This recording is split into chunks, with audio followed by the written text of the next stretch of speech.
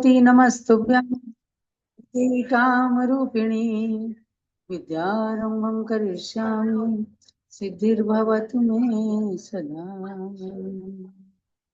बोलो द्वादशांगमयी सरस्वती माता की जय। शाश्वत तीर्थ अयोध्या से आप सब प्रवचन निर्देश का ग्रंथ का स्वाध्याय कर रहे हैं और इसमें पंचम काल में मुनियों का अस्तित्व इस प्रकरण के अंदर पेज नंबर 163 पर आ जाइए, जहां पर कहते हैं कि इस पंचम काल में आजकल के मुनि अधिकतर गांव, शहर, नगर के मंदिर, धर्मशाला आदि में ठहरते हैं।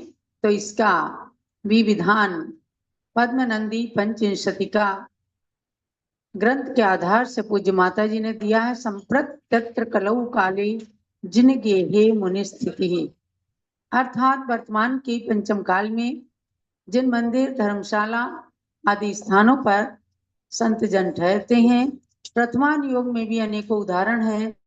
तो एक बार अयोध्या नगरी का ही उदाहरण देते हुए लिख रही हैं पूज्य माता जी। एक समय सप्त ऋषि अयोध्या में आहारार्थ आए। मथुरा नगरी में उनका चातुर्मास हो रहा था। वे रिद्धिधारी मुनि थे और अपनी रिद्धि के बल पर चातुर्मास काल में भी जीव की विराधना किए बिना आकाश मार्ग से गमन करते हुए अयोध्या में आहार करने आए। आहार करके मंदिर में गए। द्वितीय नामक भट्टारक ने उनकी वंदना की और रत्नत्रय कुशल पूछा। यहाँ भट्टारक से मतलब आचार्य देव थे। परम पूज्यता को बतलाने के लिए जगह जगह गौतम स्वामी, महावीर स्वामी को भी भट्टारक संज्ञा आचार्यों ने प्रदान की है। ऐसे आचार्य द्वितीय ने उनकी वंदना की। कहानी ये और आगे है। जैन रामायण के अनुसार यहाँ पर मुख्य बात यह है कि मंदिर में संग ठहरा था और साधु लोग जब मंदिर में दर्शन करने आए तो आचार्य देव ने उनका स्वागत किया, रत्नत्रय कुशल पूछा। ये द्वितीय महान आचार्य थे। पद्म पुराण में कई जगह इनके संग सहित अयोध्या के मंदिर में ठहरने का प्रकरण आया है। इससे चतुर्थ काल में भी मुनि शहरों में रहते थे, ये स्पष्ट है। आज से 9 लाख साल पहले की लगभग ये कहानी है। अर्थात अनेक प्रकरणों में आचार्य द्वितीय महाराज का कथन अयोध्या के जिन मंदिर में ठहरने का आया है। इसलिए कहा कि चतुर्थ काल में भी मंदिर में ठहरते थे, पंचम काल में भी ठहरते हैं। स्मशानों में, जंगल आदि में ठहरने का अभी नहीं प्रकरण है। तो देविल कुंभकार ने धर्मशाला में मुनि को ठहरा दिया, ऐसा अभय दान के कथानक में आया है। ये आराधना कथा कोश के आधार से पूज्य माता ने दिया है। जब चारों दान की कथा पढ़ते हैं तो इसको विस्तार से जानना। यहाँ प्रकरण के अनुसार केवल बताया है। मणिमाली मुनि के स्वस्थ हो जाने पर श्रावकों के आग्रह से उन्होंने इसी उज्जैनी नगरी में उसी जिनदत्त सेठ के घर चौमासा किया। ऐसे भी प्रकरण है। तो शंका की, आजकल के मुनि एक स्थान पर महीनों महीनों रह जाते हैं, जबकि 5 दिन से अधिक नहीं रहना चाहिए। इन सब का समाधान इसलिए किया है कि आज भी जो नगर ग्राम में रह करके और ज्यादा दिन भी रहते हैं तो भी सच्चे संत हैं, इस बात के लिए कहा।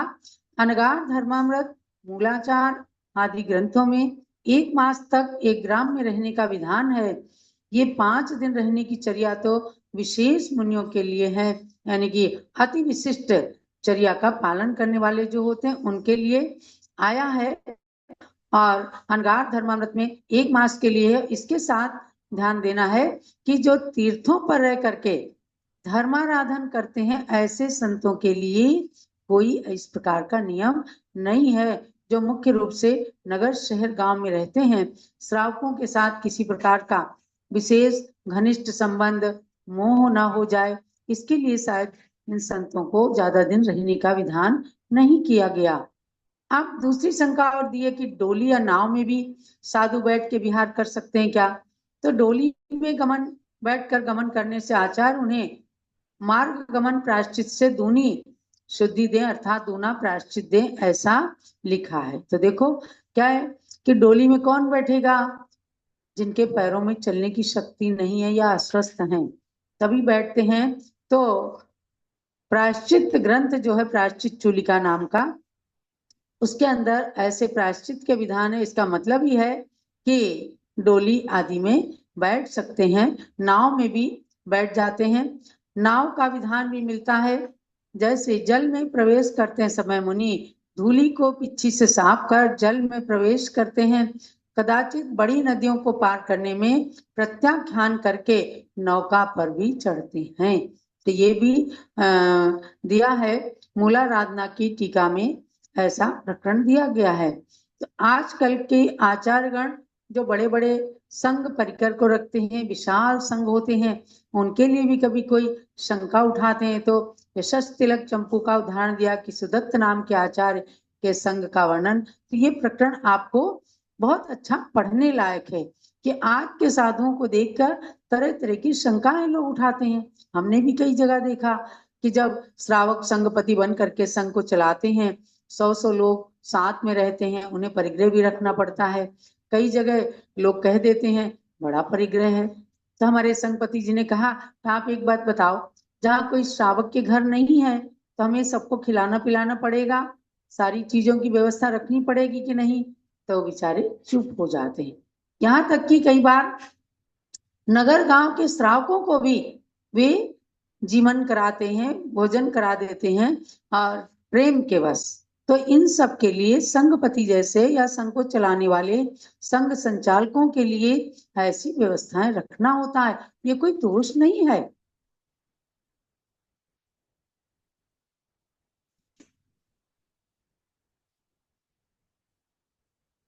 तो इस प्रकार से इसमें बताया है, तो इसको आप पूरी चीज को अच्छे से पढ़ें। एक शंका इसके अंदर दी गई है कि साधु जिस वसतिका में ठहरते हैं वहां किवाड़ स्वयं बंद करते हैं और खोलते हैं, जबकि वसतिका बिना किवाड़ की होनी चाहिए। कि भाई साधुओं की चर्या बिल्कुल दिगंबर खुली चर्या है, तो ऐसी शंका की। तो उसका समाधान देते हुए कहा कि भगवती आराधना में मुनियों के लिए वसतिका किवाड़ सहित बताई है, जिसकी दीवारें मजबूत हैं, जिसमें किवाड़ हैं, जिसमें बाल वृद्ध आदि साधु आ जा सकते हैं, ऐसी वसतिका ग्राम की बाहर होवे।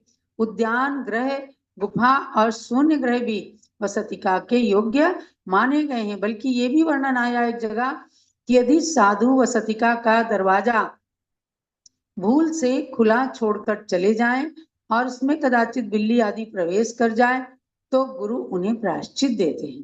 बिल्ली कुत्ता कोई भी घुस गया और किसी भी जीव की हिंसा हो गई या वहां पर कुछ गंदगी कर दी या वहां के सामान को अस्त व्यस्त कर दिया, तो इसमें गुरु उनको प्रायश्चित भी देते। इसलिए किवाड़ को अपनी पिच्छिका से झाड़ करके सम्मार्जन करके अपनी विधि पूर्वक बंद करके जाएं। तो इससे क्या अभिप्राय निकलता है कि किवाड़ वाली वसतिका में साधुजन ठहरते हैं, तो इसमें कोई दोष वाली बात नहीं। और खास करके वहां तो ठहरना ही पड़ता है। जैसे आरिकाएं हैं तो शुद्धि करते हैं या कोई वैयावृत्ति कराते होते हैं तो दरवाजा बंद भी करना पड़ता है।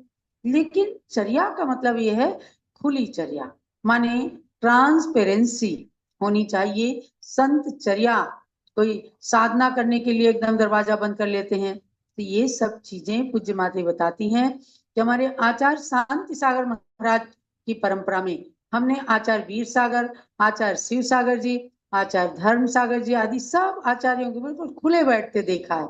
नमोकार मंत्र की माला फेरते रहना, संतों की एकदम खुली चर्या रहती है। अगला प्रश्न इसमें उठाया गया कि क्या घास पाटा चटाई आदि का उपयोग कर सकते हैं? तो मुनियों के लिए मूलाचार में क्षिति सहन मूल गुण के प्रकरण में 4 प्रकार के संस्तर बताए गए हैं। संस्तर माने लेटने का स्थान यानी बिछाने की व्यवस्था। भूमि संस्तर, शिला संस्तर, फलक संस्तर और तृण संस्तर। तो उसमें औपचारिक विनय में शिष्य गुरु का संस्तर करें, इसके लिए आया है कि सायंकाल से पहले, रात से पहले शिष्य जन गुरु के संस्तर को देख शोध करके उनकी चटाई घास पाटा आदि देख सोच करके और बिछाएं, ऐसा वर्णन है। उसमें चटाई का भी विधान है। जैसे कहा संस्तर करणम चट्टिकादि प्रस्तरणम, तो चटाई का भी तृण से घास चटाई आदि प्रकरण आ जाते हैं। अब शंका की है कि संघ में हारिका ब्रह्मचारी या संयत शिष्यों को रखते हैं, तो उसके लिए भी कहा कि सुदत्ताचार्य के संघ का वर्णन यशस तिलक चंपू में आया है। क्षुल्लक अभयरुचि और क्षुल्लिका अभयमती को बाहर आहार हेतु गांव में भेजा। इसमें आरिका चुल्लिका आदि संघ में रहती थी, ये स्पष्ट है। आचार्य संघ में सब आरिकाएं भी चुल्लिकाएं भी रहती थी। आरिकाओं का आचार्यत्व कौन करें, इस विधि का भी वर्णन है। और एक बड़ी अच्छी शंका इसमें उठाई है कि जो श्रावकों को साधु लोग व्रत अनुष्ठान मंत्र तंत्र बताते हैं, तो क्या यह आगम के अनुसार सही है या गलत है? तो उसमें बताया कि चतुर्थ काल में भी मुनि लोग श्रावक श्राविकाओं को उपाय बताते थे। जैसे देखो, मैना सुंदरी के ऊपर संकट आया, पति के कुष्ठ रोग का निवारण करने के लिए गुरुदेव ने ही तो बताया था, सिद्ध चक्र का विधान करो, जाप करो, सिद्ध चक्र यंत्र का भगवान का अभिषेक करके गंधोदक सबके ऊपर डालो। तो किया था। 10 लक्षण आदि व्रतों की कथाओं में भी मुनियों के द्वारा ही व्रतों के देने का विधान बताया। बल्कि जो अपने मन से कोई व्रत वगैरह ले लेते हैं, तो उसका निषेध किया गया है। अभिसंध कृता विरतिर विषाद योगाद व्रतम होती, अभिप्राय पूर्वक जो गुरु से नियम लिए जाते हैं उनको ही व्रत कहते हैं। कोई अपने मन से कुछ भी कहने लग जाए, करने लग जाए, तो संघ की सारी अनर्गलता हो जाती है। कोई भी अपने मन से कुछ भी करेगा, तो गुरु अगर कोई अपने मन से कोई नियम ले रहा है, तो गुरु उसको बल्कि उसके लिए प्रायश्चित प्रदान करते हैं। तो उसमें एक समाधान दिया है कि कोई व्रत मंत्र वगैरह बताते हैं अपने आहार की सिद्धि के लिए, कि मुझे अच्छा अच्छा आहार दे देगा, तो मैं इसके कार्य सिद्धि के लिए मंत्र दे दूं। तो अभिप्राय अभिप्राय का अंतर, उसकी शांति के लिए, उसकी कार्य की सिद्धि के लिए कोई देता है, उसमें कोई दोष नहीं है। ये मुझे अच्छा आहार दे देगा या मेरे संग की व्यवस्था कर देगा, इस अभिप्राय को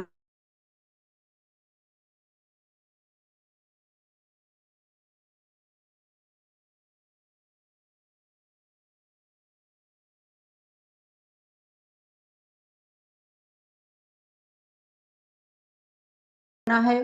तो कुछ शंकाएं उठती हैं कि आज क्या व्रत परिसंख्यान लेकर के जो साधु आहार के लिए शहरों में घूमते हैं, तो आहार देखने के लिए तमाम लोग एकत्रित हो जाते हैं, तो ये कहाँ लिखा है? ये दोषास्पद है या निर्दोष व्यवस्था है? तो व्रत परिसंख्यान में समाधान दिया है कि भीम मुनिराज ने भाले के अग्रभाग से आहार लेने का नियम लिया था, जो कि 6 महीने के बाद मिला था। बलशाली थे, 6 महीने तक निराहार रहे। तो तरह तरह के व्रत परिसंख्यान जो तप में बताया, देखो 6 बाह्य तप, 6 अंतरंग तप बताए। बाह्य तप में व्रत परिसंख्यान नाम का तप है। नियम लेकर के साधुजन चाहे इतना ही ले लें, कोई हाथ जोड़ करके खड़ा होगा, कोई कलश लेके खड़ा होगा, कोई अष्टद्रव्य लेके खड़ा होगा, ऐसे सरल से सरल नियम भी ले लेते हैं। जिनके शरीर में बहुत शक्ति है उपवास आदि की, कठिन नियम भी ले लेते हैं, और नहीं भी लेते हैं। तो उनके उदाहरण भी बताए हैं। राजा वज्रजंग जब वन में आहार दे रहे थे, तब देखने वाले मंत्री पुरोहित और नकुल बानर आदि ने भी दान की अनुमोदना दान देखने वाले भी जिनने पुण्य का संचय किया, उसका भी उदाहरण को अच्छा आया है कि आगे जाकर के सब भगवान ऋषभ देव के पुत्र हुए हैं। और प्रभावना के लिए बताया कि आत्मा प्रभावनीय रत्नत्रय तेजसा सततमेव दान तपो जिन पूजा विद्याति सयैश्च जिन धर्म। संत जन आत्म प्रभावना और धर्म प्रभावना, 2 तरह की प्रभावना करते हैं। रत्नत्रय के तेज से आत्मा की प्रभावना करते हैं, यानी आत्मा का कल्याण करते हैं। जितना सुंदर, जितना निरतिचार निर्दोष रत्नत्रय रहेगा, उतना ही आत्मा की प्रभावना माने आत्मा का कल्याण होगा। और दान, तपस्या, जिन पूजा, विद्या का अतिशय आदि दिखा करके जिन धर्म की प्रभावना की जाती है, ऐसा अमृतचंद सूरी देव ने पुरुषार्थ सिद्धि उपाय के अंदर कहा है। उदाहरण दिया है कि वज्र कुमार मुनि ने भी उर्मिला रानी के जैन रथ को निकलवाने के लिए विद्याधरों को आदेश दिया था। श्री अक्लंक देव ने वाद के द्वारा धर्म का उद्योग किया था, प्रभावना की थी। श्री कुंद देव ने गिरनार क्षेत्र की वंदना धर्म के अतिशय के द्वारा करके अंबिका देवी को बुलवा दिया था, पत्थर की देवी को। यानी जिनके अंदर ऐसी तपस्या की शक्ति है तो वो इस प्रकार की प्रभावना करें, अपनी तपस्या की शक्ति को दिखाएं और आत्मा की प्रभावना एकदम ध्यान में लीन होकर के करें। तो इन सभी शंकाओं के समाधान के लिए आचार ग्रंथ और प्रथमान योग ग्रंथों का स्वाध्याय सबको करना ही चाहिए।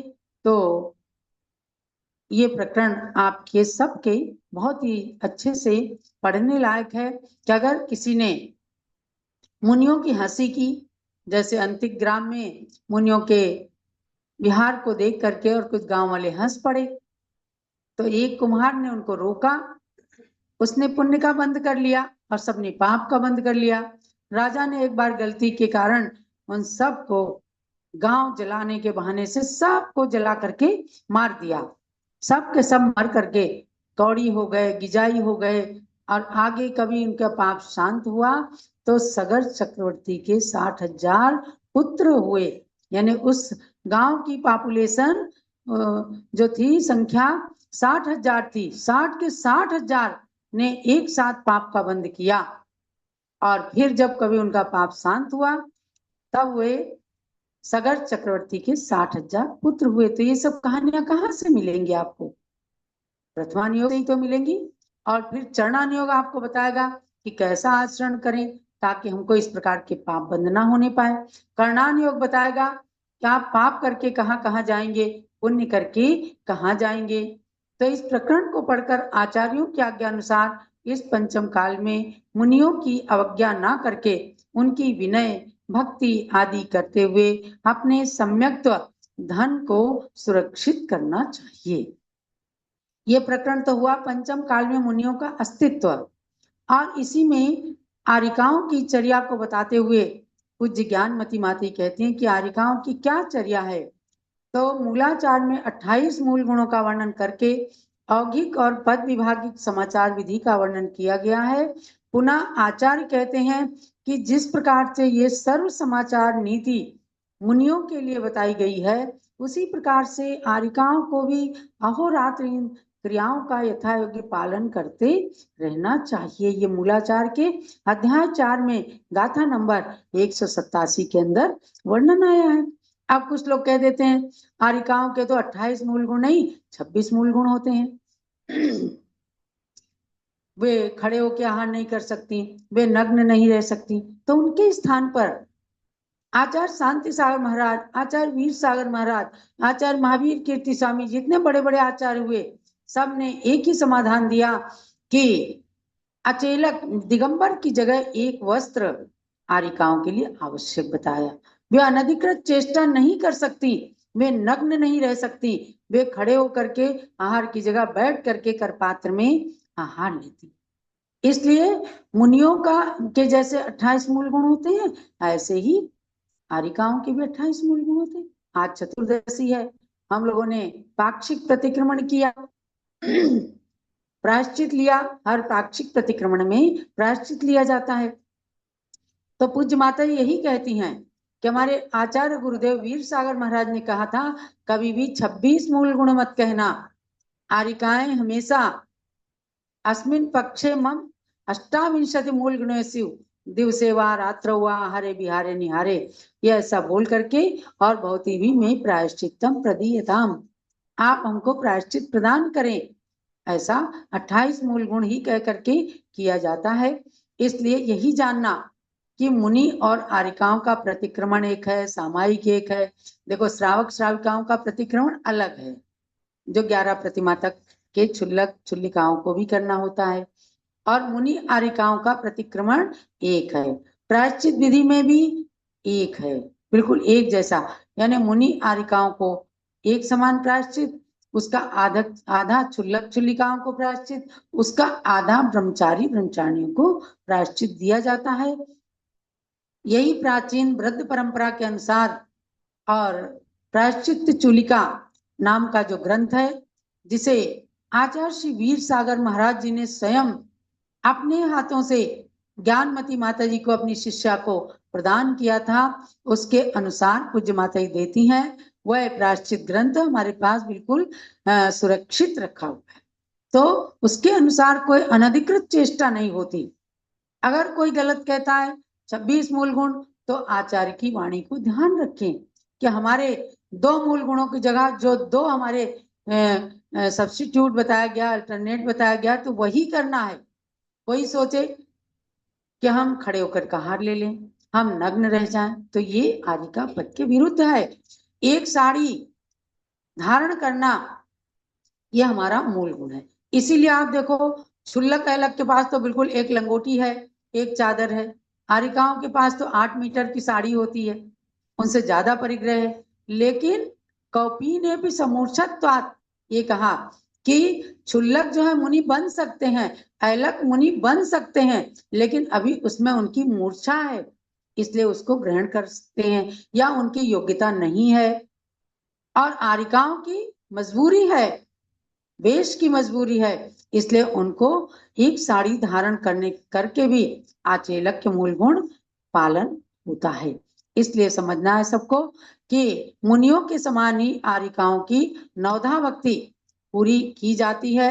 आज किसी परंपरा विशेष में भले ही आरिकाओं की नवधा भक्ति बंद कर दी गई, उन्हें ब्रह्मचारिणी जैसा चौके में ले जाके और शुद्धि बोल के आहार कराया जाने लगा, लेकिन उसी परंपरा में उनके गुरुदेव ने स्वयं संग में रह करके और आरिकाओं के साथ हमेशा नवधा भक्ति करा करके उनकी, और साथ साथ में सब लोगों ने आहार किया है। तब ये क्यों हुआ, कैसे हुआ, ये तो देखो हम नहीं कह सकते, लेकिन केवल एक परंपरा विशेष में ही ये बदलाव आया है कि आरिकाओं की नवधा भक्ति ना करो। ये देख करके ही बड़ा आश्चर्य हो जाता है। और पूज्य माता ही कहती हैं कि हमारे देखते देखते ऐसी कैसी परंपराएं बदल रही हैं, जबकि हमारे गुरुओं ने इस प्रकार से किसी जिनवाणी के अंदर कोई बदलाव नहीं किया है। इसलिए आप सबको थोड़ा सा ये जो बताया गया है उसके समान आपको विषय को जानना भी है, और उन सब के मुनि आरिका क्षुल्लक क्षुल्लिकाओं के साथ यथा योग्य व्यवहार करके उनकी वैयावृत्ति आदि में भाग लेना है। तो अनेक प्रकार की शंकाओं के समाधान चरणान योग और प्रथमान योग से प्राप्त करके ये निश्चय कर लेना है कि पंचम काल के अंत तक मुनि आरिका श्रावक श्राविका ऐसा चातुर्वर्ण संग निर्दोष चर्या का पालन करते हुए विचरण करता रहेगा। ये प्रकरण आपका पूरा हुआ है, और यही स्वाध्याय का सार, आज के ही स्वाध्याय का सार नहीं, हमेशा के स्वाध्याय का सार यही समझना कि गृहस्थ और मुनि दोनों ही अनादिकाल से इस धरती पर रहे हैं, एक दूसरे से दोनों की गाड़ी चलती है, ऐसे ही पंचम काल के अंत तक चलेगी, आज भी चल रही है। उसी चर्या में हमें ढलना चाहिए। और अब आप लोग सब कल परीक्षा दीजिए, 2 चैप्टर की परीक्षा है, चारों अनुयोगों की सार्थकता और पंचम काल में मुनियों का अस्तित्व, ये 2 परिच्छेद, 2 चैप्टर, 2 अध्याय पूर्ण हुए हैं। और कल 20 प्रश्नों का प्रश्न पत्र आपके सामने आएगा 3:30 बजे से। सबको परीक्षा के लिए तैयार रहना है। एक दूसरे को अपने व्हाट्सएप ग्रुप के द्वारा आप लोग बताइए, और अधिक से अधिक लोग परीक्षा में सम्मिलित हों। कोई डरने की बात नहीं है, आपने ज्ञान प्राप्त किया है, और आपने वहीं से बैठ करके 1-1.5 घंटे के अंदर परीक्षा दे करके और उत्तीर्णता प्राप्त करें। सबके लिए बहुत बहुत मंगल